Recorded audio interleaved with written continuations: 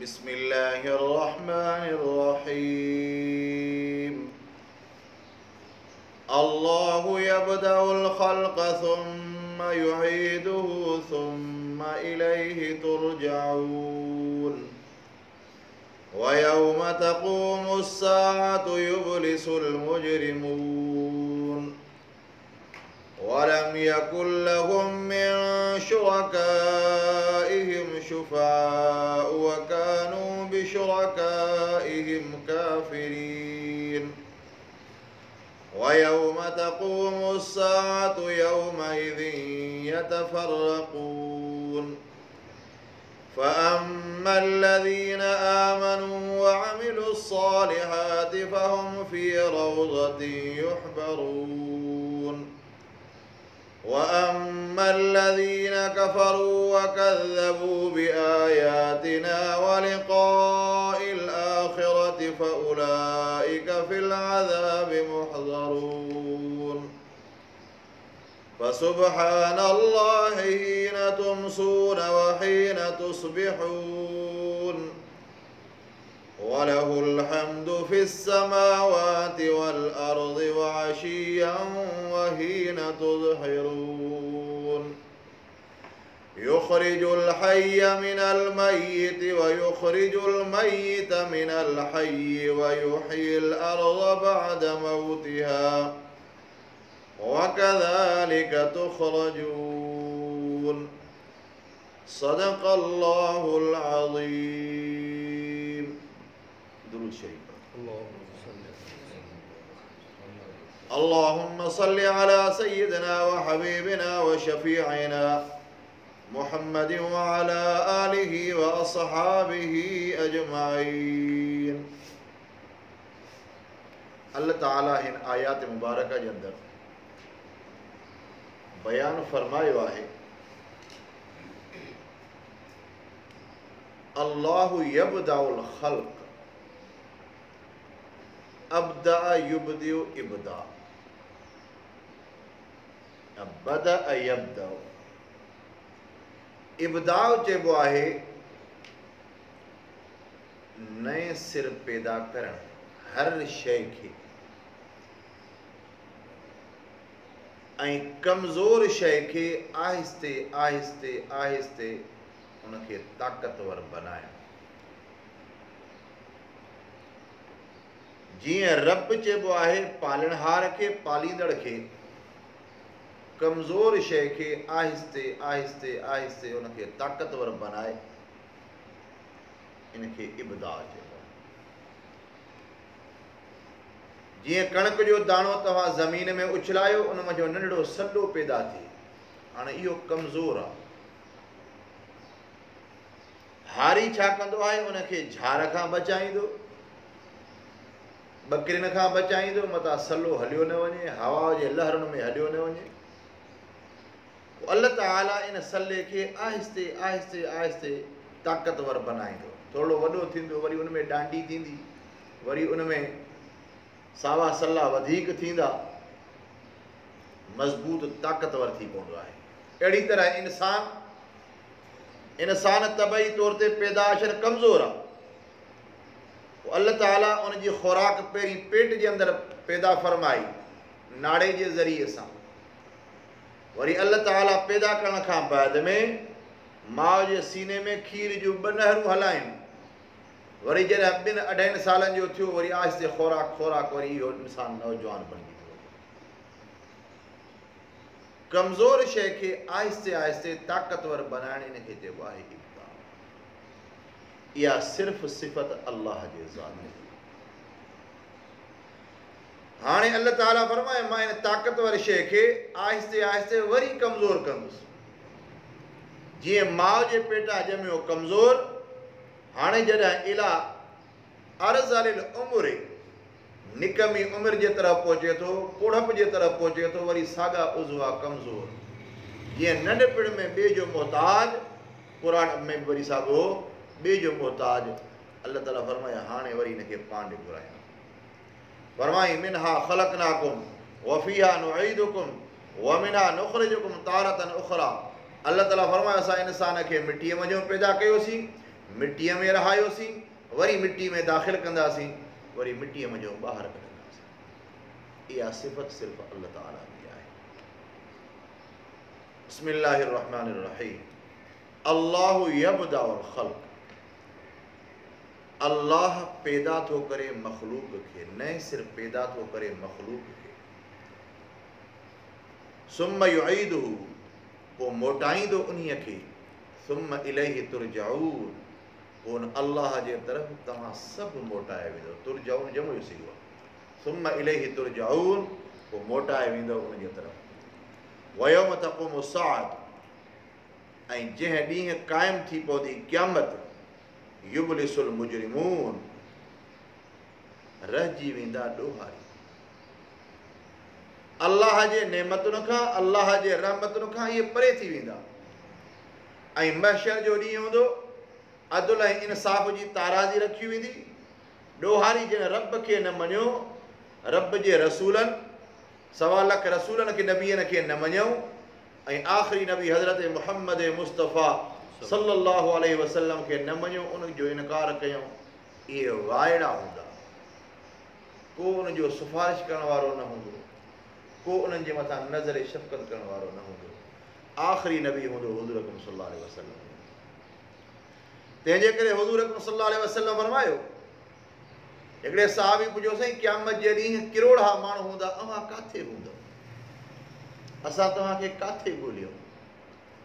पोइ हुज़ूर अकरम सल्लल्लाहु अलैहि वसल्लम फरमायो, क़यामत जे ॾींहुं मूंखे 3 जायुनि ते ॻोल्हिजो। हिकिड़ी उहा जाइ जिते इंसाफ़ वारी ताराज़ू रखी वेंदी, आमाल नामा तोड़िया वेंदा, मां उते हूंदुसि। वाक़ीमुल वज़्न बिल क़िस्त वला तुख़्सिल मीज़ान। फरमाई ॿियो हूंदुसि आबे कौसर ते, जंहिं जाइ ते हुज़ूर जी फरमाया, हर नबीअ खे अल्लाह आबे कौसर ॾिनो आहे, पर मुंहिंजो आबे कौसर समुरनि खां वधीक आहे। खीर खां वधीक सफ़ेद, माखीअ खां वधीक मिठो, इन जाइ ते हूंदुसि। इते जेकर न लहो त पोइ मां उन जाइ जी पुरसलाद, जिते मोमिन मुसलमान उन पुल खे क्रॉस कंदा, जेका वार खां सनी, तलवार खां तिखी हूंदी, उन जाइ ते हूंदुसि। ऐं हुज़ूर अकरम सल्लल्लाहु अलैहि वसल्लम खे उहे लहंदा जिन पैगंबर ते ईमान आंदो, पर उहे माण्हू जिन पैगंबर खे न मञियो, जीअं हिन दौर जो जदीद फितनो कादियानी।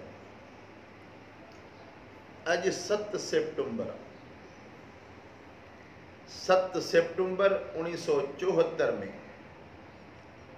कादियान खे कुफ्र जी फतवा आहे। उन ज़माने में उलमा इकराम, जंहिंमें ख़ुसूसन हज़रत मौलाना मुफ्ती महमूद रहमतुल्लाह अलैहि जो अहम किरदारु हुयो, पाकिस्तान जा ॿिया केतिरा ई उलमा, हज़ारे माण्हू ख़त्म नबूवत जे लाइ क़ुर्बानी ॾिनो। ज़ुल्फ़कार अली भुट्टे जी हुकूमत हुई। उन ज़माने में उन्हनि जो वॾो हुयो मिर्ज़ा नासिर। आख़िर नेठि तहरीक हली, ख़त्म नबूवत जी पूरे पाकिस्तान में कई माण्हू शहीद थिया, रोज़ जुलूस। इहो फ़ैसिलो थियो त नासिर महमूद खे, मिर्ज़ा नासिर खे हिते आंदो वञे, उन सां मुनाज़रो थिए। मुनाज़रे जे अंदरि इंतिख़ाब कयूं हज़रत मौलाना मुफ्ती महमूद, वज़ीर कानून हुयो हफ़ीज़ पीरज़ादो। जॾहिं मिर्ज़ा नासिर पंहिंजे मुरीदनि सां गॾु क़ौमी असेंबली में आयो, अच्छा कपिड़ा पातल हुजनिसि, सुन्नत ते जूती हुजेसि, सॼे हथ में लठ, खॿे हथ में वॾी तस्बीह, अछो पटको।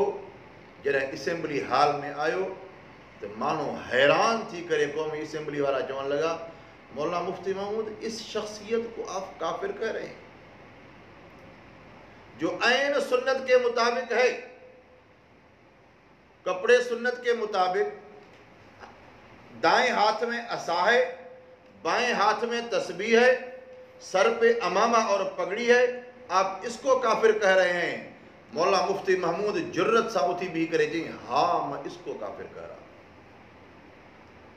मौलाना मुफ्ती फरमाए थो, जॾहिं असेंबली में आयो, उनजी कैफ़ियत ॾिसम त क़ौमी असेंबली जे एमएननि जा वाया तब्दील थी विया, ॼण के सभु हुन खां मुतमइन थी विया।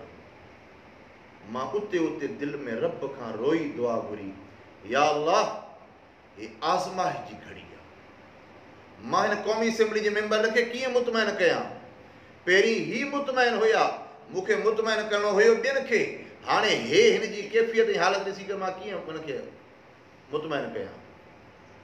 मौलाना मुफ्ती मोहम्मद रहमतुल्लाह अलैह फरमाए, अल्लाह मुंहिंजे सीने खे खोलियो, सीनो खुली पियो, सुवाल कंदा विया जवाबु ॾींदो वियुसि, सुवाल कंदा विया जवाबु ॾींदो वियुसि, ईअं खुली पियो मुंहिंजे वारो सीनो जीअं साम्हूं खुलियल किताब हुजे।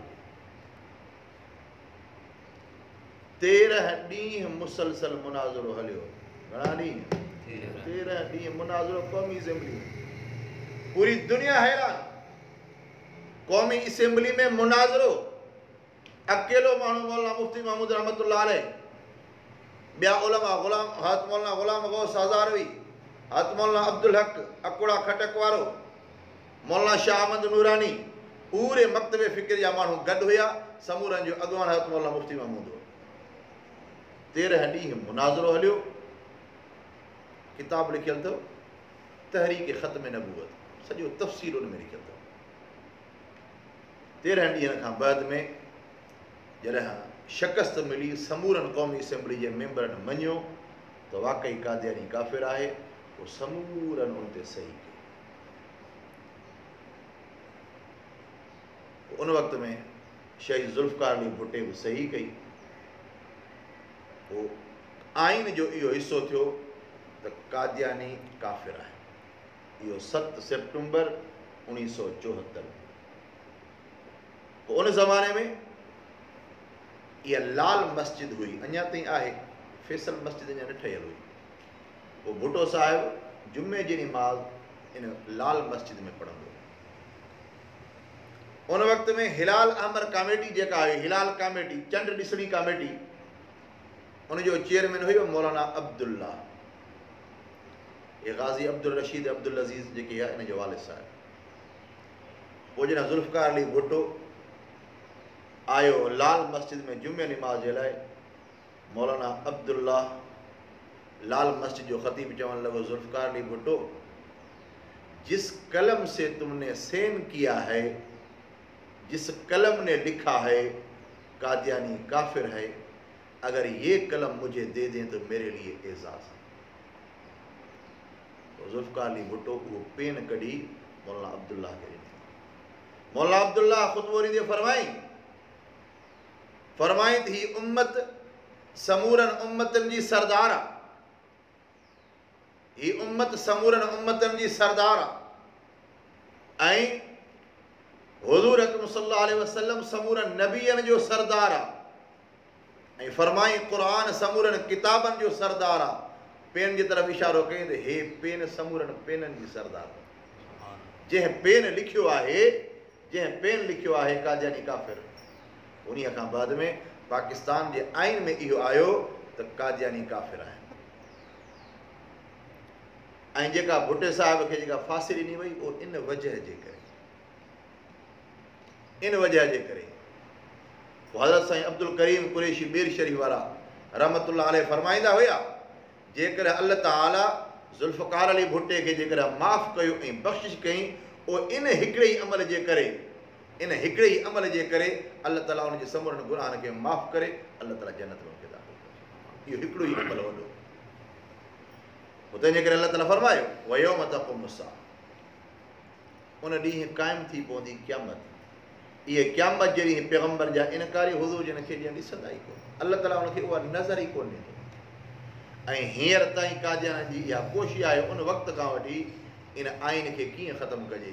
इहा उलमा इकराम जो महिनत हुई, उलमा इकराम जे महिनत जो नतीजो हुयो।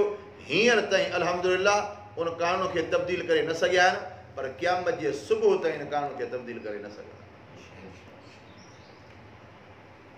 अल्लाह ताला फरमाए वलम यकुल लहुम मिन शुरकाइहिम शुफा, ऐं न हूंदो उन्हनि जे लाइ उन्हनि जे शरीकनि खां कई सिफारिशी। क़यामत जे ॾींहुं को उन्हनि जी सिफारिश करण वारो न हूंदो जेको अल्लाह जो इनकार करे, अल्लाह जे रसूल जो इनकार करे। ईअं वाइड़ा ऐं हैरान हूंदा, को बि उन्हनि जो न हूंदो। हालांकि हुज़ूर अकरम सल्लल्लाहु अलैहि वसल्लम जन फरमायो क़यामत जे ॾींहुं क़ुरान जा नेकोकार हाफ़िज़ सिफारिश कंदा, 10 माण्हुनि जी शफ़ाअत कंदा, आलिम सिफारिश ऐं शफ़ाअत कंदा, 70 माण्हुनि जी शफ़ाअत कंदा, शहीद 70 माण्हुनि जी शफ़ाअत कंदा, नबी शफ़ाअत कंदा, पर इहे कादियानी मनहूस पैगंबर जे नबूवत जा इनकारी, इन्हनि जे लाइ को बि सिफारिशी न हूंदी। फरमाए वलम यकुल लहुम शुरका, ऐं न हूंदो उन्हनि जे लाइ उन्हनि जे शरीकनि खां को सिफारिश कंदड़। वकानु बिशुरकाइहिम काफ़िरीन, ऐं हुया उन्हनि जे शरीक करण सां इनकार कंदड़। वयौम तक़ूमु अस्साअतु, ऐं उन ॾींहुं क़ाइमु थी पवंदी क़यामत। यौमइज़िन यतफ़र्रक़ून, उन ॾींहुं पिया यतफ़र्रक़ून पिया फिरंदा। फ़अम्मल लज़ीन आमनू वअमिलुस सालिहात, पर उहे माण्हू जिन ईमान आंदो ऐं अमल सालिह कयूं, फ़हुम फ़ी रौज़तिन युहबरून, इहे इज़त वारनि बाग़नि में हूंदा, अल्लाह जे नेमतुनि में। यहूदो जिन फरमायो वला ऐनुन रअत वा उज़ुन समिअत वला ख़तर अला क़ल्बि बशर, अल्लाह जूं अहिड़ियूं नेमतूं अखियुनि ॾिठियूं न आहिनि, कननि उनजो तज़किरो न ॿुधो आहे, दिलि जे अंदरि उनजो तसवुर बि न खुटकियो आहे। वअम्मल लज़ीन कफ़रू, पर उहे माण्हू जिन कुफ़्र कयो, वकज़्ज़बू बिआयातिना, ऐं कूड़ो कयूं असांजे आयतुनि जो, वलिक़ाइल आख़िरह, ऐं आख़िरत जे मुलाक़ात जो, फउलाइका फिल अज़ाब, पोइ इहे अज़ाब में मुहज़रून हाज़िर कयल हूंदा। फसुब्हानल्लाह, पोइ अल्लाह जी ज़ात पाक आहे, हीन तुमसून, जंहिं वक़्तु शाम कयो था तव्हां, व हीन तुस्बिहून, ऐं जंहिं वक़्तु सुबुह कयो। सुबुह जो तारीफ़ जे लाइक़ बि अल्लाह, शाम जे तारीफ़ बि अल्लाह। हुज़ूर अकरम सल्लल्लाहु अलैहि वसल्लम फरमायो, जॾहिं फज्र जो निंड मां तव्हां उथो, उन वक़्त में इहा दुआ पढ़ंदा कयो, अल्हम्दुलिल्लाहिल्लज़ी अहयाना बअदमा अमातना व इलैहि नुशूर। अल्लाह जी तारीफ़, वलहुल हम्द, उन अल्लाह जे लाइ आहे तारीफ़, फिस्समावात, आसमान में ज़मीन में, व अशियन, ऐं आख़िरी वक़्त में, व हीन तुज़िरून, ऐं जंहिं वक़्तु तव्हां मंझंदि कयो। युख़्रिजुल हय्य, ज़िंदह कढे थो अल्लाह ताला ज़िंदह खे मुअल खां, व युख़्रिजुल मय्यित, ऐं कढे थो मुअल खे ज़िंदह खां, व युहयिल अर्द, ऐं आबाद थो कराए ज़मीन खे बाद मौतिहा, उनजे ग़ैराबाद थियण खां पोइ। ज़िंदह खे कढे मुअल खां, मुअल खे कढे ज़िंदह खां। बेदो आहे ॾिसो मुअल, ज़ाहिर में साह कोन्हेसि, वरी अल्लाह ताला इन वजो बच्चो ज़िंदह थो पैदा करे, वरी इहो बेदो कुकड़ मञो, ज़िंदह मञो मुअल खे, मुअल मञो ज़िंदह खे। अहिड़ी तरह अल्लाह ताला ग़ैराबाद ज़मीन खे बि मुअल फरमायो आहे। ग़ैराबाद ज़मीन मुअल आहे, उन मञो साओ सलो पैदा थिए थो, हवा जे लहरनि में हले थो पियो, ॼण की इहा साहदार शइ आहे। वयुहयिल अर्द, ऐं थो आबाद करे ज़मीन खे बाद मौतिहा, उनजे ग़ैराबाद थियण खां पोइ। वकज़ालिक तुख़रजून, ऐं अहिड़ी तरह तव्हां सभु कढिया वेंदो। अल्लाह ताला खां दुआ आहे, अल्लाह ताला अमल करण जी तौफ़ीक़ अता फ़रमाए। व आख़िर दावाना।